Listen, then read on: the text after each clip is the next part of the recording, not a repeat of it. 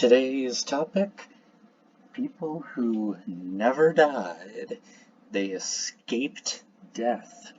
Who were those two people in the Bible who were said to have never died, and they thought, traditionally people thought they became immortal? So stay tuned for the second person. We'll just talk about the first one right now. Elijah was the first one who was thought to have never died. Let's take a look at the text here in 2 Kings 2. This is Elijah and Elisha. When they had crossed, Elijah said to Elisha, "Ask what I shall do before I'm taken from you." And Elisha said, "Please let there be a double portion of your spirit on me." And he said, "You have asked a hard thing. Yet if you see me when I am being taken from you, so shall it be for you. But if you do not see me, it shall not be so." And as they still went on and talked, behold, chariots of fire and horses of fire separated the two of them. And Elijah went up by a whirlwind into heaven. And Elijah saw it, and he cried, my father, the chariots of Israel and its horsemen." And he saw him no more. Then, this is interesting, he took hold of his own clothes and tore them in two pieces. This happens commonly in the Old Testament, in the Hebrew Bible, even in the New Testament too. They hear something shocking, or even if there's some kind of blasphemous thing, or something surprising, they tear their clothes. It's kind of a strange thing. And he took up the cloak of Elijah that had fallen from him, and he went back and stood on the bank of the Jordan. Then he took the cloak of Elijah that had fallen from him and struck the water, saying, "Where is the Lord, the God of Elijah?" And when he had struck the water was parted to the one side and to the other, and Elisha went over. Notice this cloak of Elijah that had fallen. So when Elijah was taken up in this whirlwind, did his clothes fall off? Anyways, so Elijah's cloak fell off in the process. And it was Elisha who tore his clothes in surprise and in wonder. Now, Elijah, thought to have become immortal, never dying a natural death, went up into heaven. Now this appears in the New Testament. They've got this kind of interesting, kind of crazy idea about Elijah. During the Transfiguration, supposedly Elijah and Moses appeared.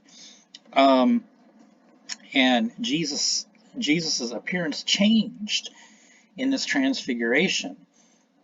But let's go and take a look at what is said about Elijah in the Gospels here. As they went away, Jesus began to speak to the crowds concerning John. "What did you go out into the wilderness to see? A reed shaken in by the wind? But then what did you go out to see? A man dressed in soft clothing? Behold, those who wear soft clothing are in kings' houses. What then did you go out to see? A prophet? Yes, I tell you, and more than a prophet. This is he of whom it is written, Behold, I will send my messenger before your face, who will prepare your way before you." Direct quotation from the Old Testament that they were expecting. From the book of Malachi, they were expecting Elijah to come back as a powerful prophet. Sounds kind of like reincarnation. Okay, let's continue on. "Truly I say to you, among those born of women, there has arisen no one greater than John the Baptist." Go back to that again in verse 11. Among those born of women. Well, isn't everyone on planet Earth and through the whole history of humankind that has been born of women?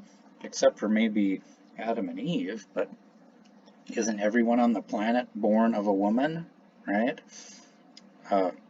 I guess almost all.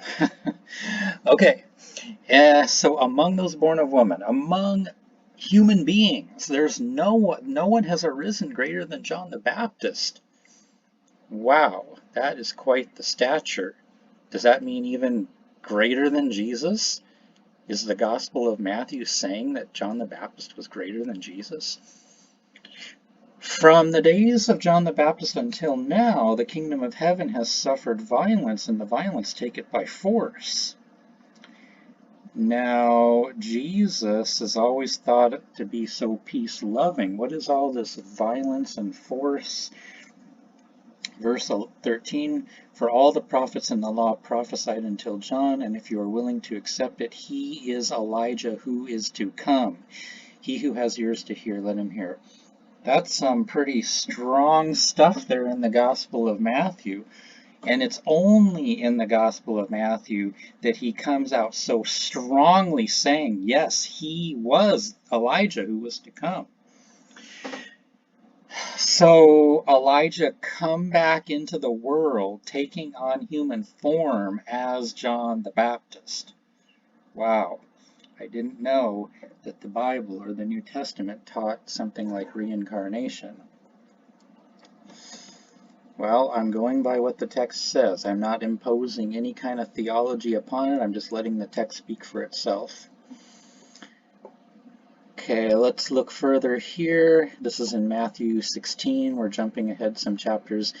Now, when Jesus came into the district of Caesarea Philippi, he asked his disciples, who do people say the Son of Man is? And they said, some say John the Baptist, others say Elijah, and others Jeremiah or one of the prophets. And he said to them, but who do you say that I am? Simon Peter replied, you are the Christ, the Son of the living God.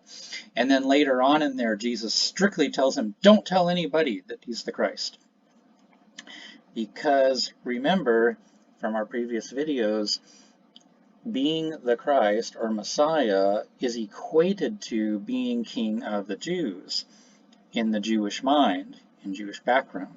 And if anybody tries to set himself up as being king of the Jews, or even if other people are saying he's the king of the Jews, he could get executed, he could get crucified, and that is exactly what happened.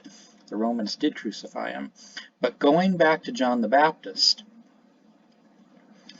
why would the people be saying that Jesus is John the Baptist having come back from the dead?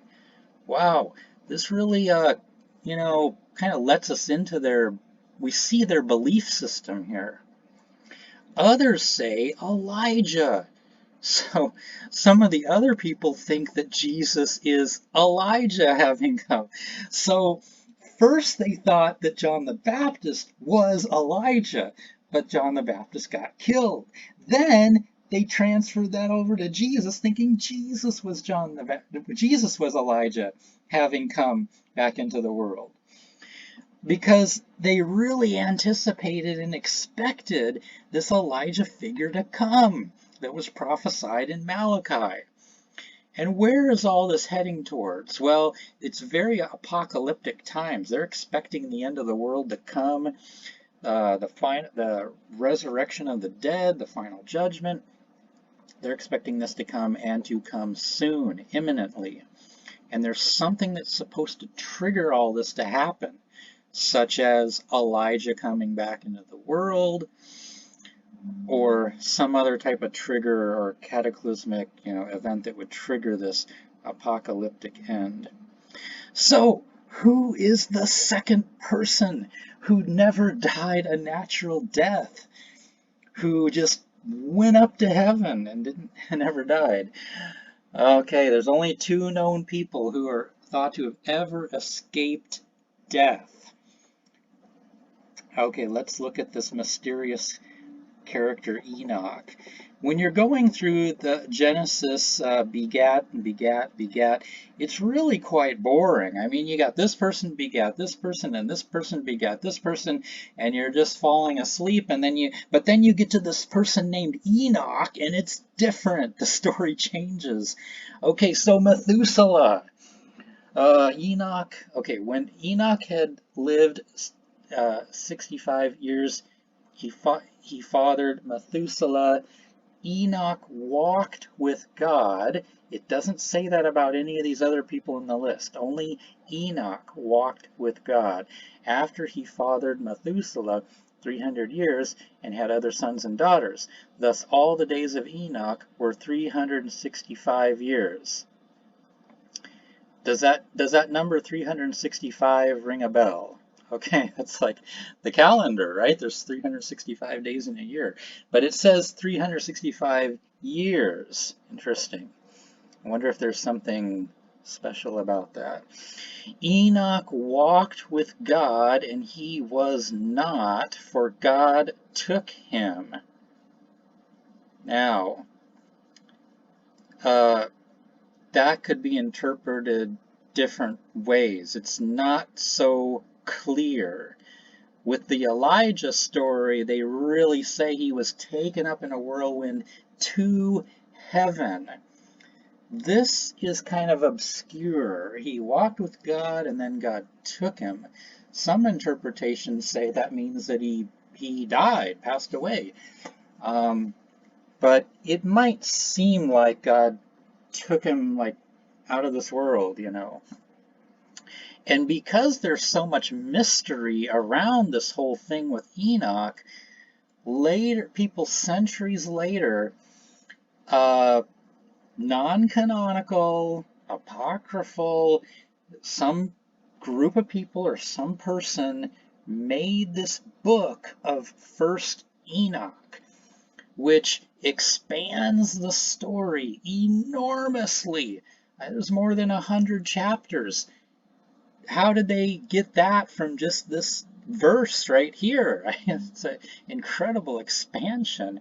Somebody just invented this huge story about Enoch, and in that book of First Enoch, they say he's this Son of Man figure. And that's about around 300-ish BC, which is before the book of Daniel. The book of Daniel was in the 2nd century BC. The book of Daniel picks up this theme about the Son of Man coming on the clouds. Let's pick up the story here. This is in the New Testament book of Jude. There's only one chapter in the book of Jude, and there's some interesting, mysterious things in this.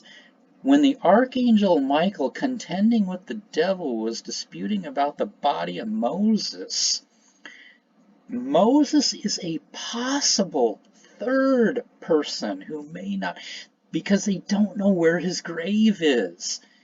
So some people thought maybe, let's put a big question mark, maybe Moses is a possible third person who didn't die.